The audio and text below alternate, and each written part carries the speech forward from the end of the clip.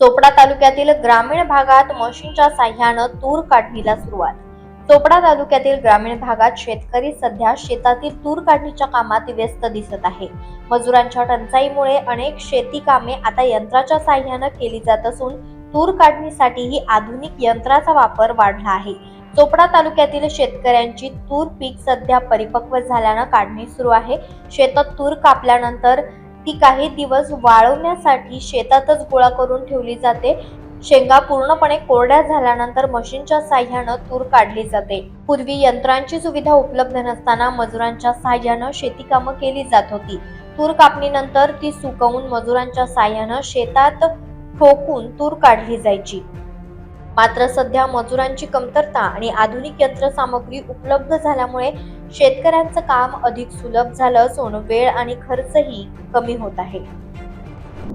तूर काढून आणले ना आता का मशीनच्या साहाय्याने काढले. पहिले ठोकली, हं, मग गोळा केली, हं, हं, मग गोळा करून मग मशीनच्या साहाय्याने त्या मशीनमधून काढली. हं, हं. मजूर भेटत नाही.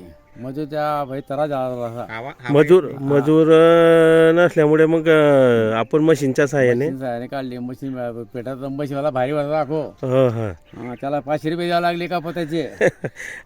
बाबा मी आधी पूर्वी ज्यावेळेस आपल्या ज्यावेळेस आपण शेती करायची आधी त्यावेळेस मशीनच्या साहाय्याने काढली जात नव्हती. त्यावेळेस कशी परिस्थिती होती आणि आता ठोकावं लागत होता.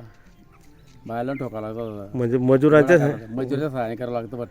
आता मजूर मिळत नाही त्यामुळे मशीनच्या साहाय्याने पहिले ठोकली मग काढली हां हां. मशीनच्या सहाय्याने. यावर्षी काय तूर वगैरे चांगली आहे का? बरी आहे तूर काही. का पावसामुळे किंवा काय याच्यामुळे बरी आहे तरी काही. चांगले आहे. म्हणजे जे तूर पेरणारे जे परणारे पीक आहे ते चांगलं आहे. चांगलं आहे.